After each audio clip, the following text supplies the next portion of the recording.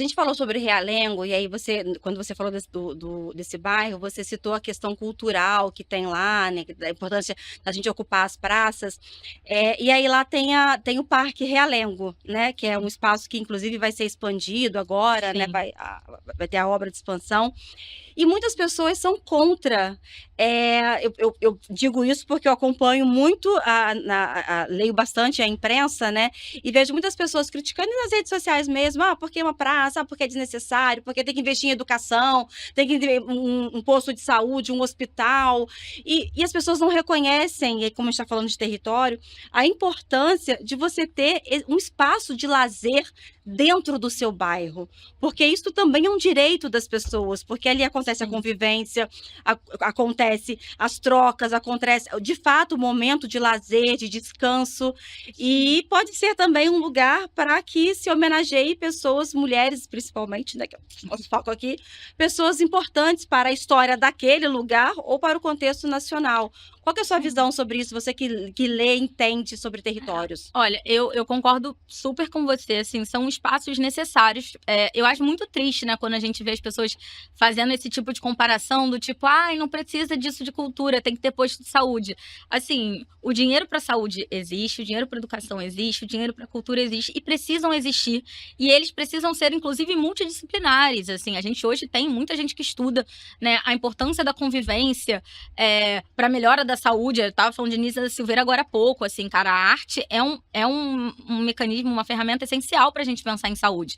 Mas falando de Parque Realengo, e agora eu fico até um pouco nervosa porque eu preciso honrar minhas amigas pesquisadoras, Marcele Oliveira e Juliana Batista, que Marcele hoje ela é campeã da COP Brasil 30, tá viajando o mundo falando sobre justiça ambiental, justiça climática, cria de Realengo. Juliana também é uma pesquisadora, minha inspiração para fazer o mestrado lá na Unirio.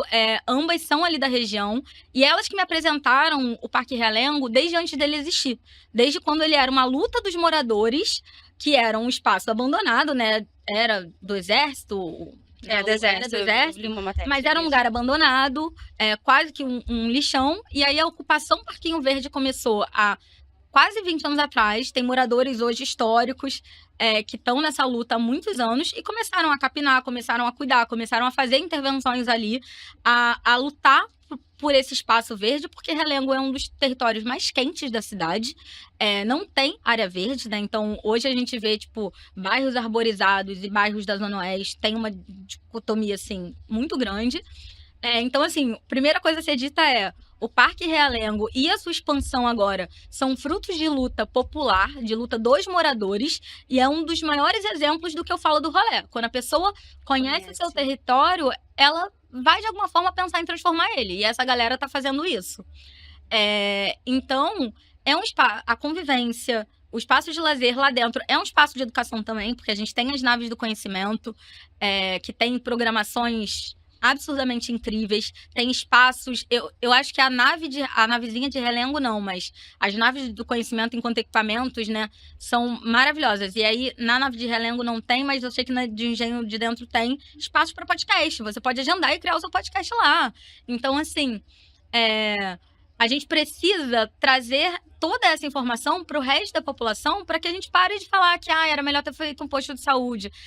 Assim, se a gente tem um espaço de lazer, de exercício, de convivência, a necessidade de um posto de saúde, inclusive, diminui. Então, agora, o rolê fez. O primeiro rolê em Realengo foi antes do parque ser inaugurado, já tinha lá as obras, a gente parou na porta para falar sobre isso. E a gente fez um rolê no ano passado sobre o Parque Realengo, falando de justiça climática, que é um termo que impacta todo mundo, mas que quase ninguém conhece ainda a partir desse foco, né? A gente está agora sofrendo de frio no Rio de Janeiro, e eu já estou desesperada com o calor. Já estou pensando, se o frio está Se assim, está tão como vai ser o calor? E o que a gente está fazendo para mitigar isso? Espaços como o Parque Realengo são essenciais para esse pensamento, para essa construção de reflexão e para essa mitigação. Porque é isso, lá tem... agora, na expansão, a ideia é ter a área verde maior, que tem, inclusive, uma flora nativa preservada, com espécies que eles querem manter por lá. Tem a luta para a construção de um centro de memória, porque é isso, sem memória a gente não anda para frente, e eu tô muito ansiosa para ver como essa expansão vai se dar e ver cada vez mais a ocupação do parque ser real. Assim, lá tem as churrasqueiras, estão sempre esgotadas. Imagina. Para você poder fazer o seu evento, enfim. Tem corrida que acontece lá, tem a galera que vai caminhar, já percebi assim, um grupinho de senhoras aposentadas que vai lá fazer a sua caminhada.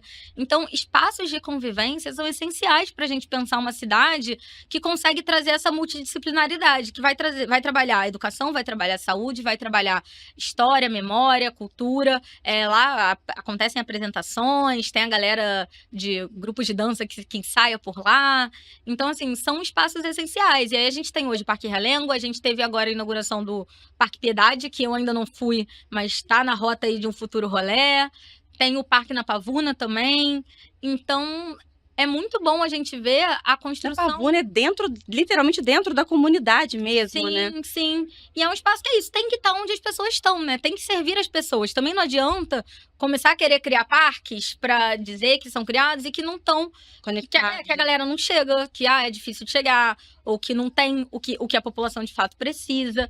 E aí a gente vê isso, né, pro lado da Zona Norte e Zona Oeste, quando aqui, centro, Zona Sul, a gente tem o Parque do Flamengo, que é o maior parque da cidade, e que em outros lugares a gente tem pracinhas arborizadas, a gente tem espaços de convivência que tem uma utilidade. Então, assim, eu espero ver cada vez mais espaços como esse pela cidade e que eles surjam a partir do que as pessoas estão pedindo, do que a população tá de fato buscando e querendo transformar no seu próprio território. Diante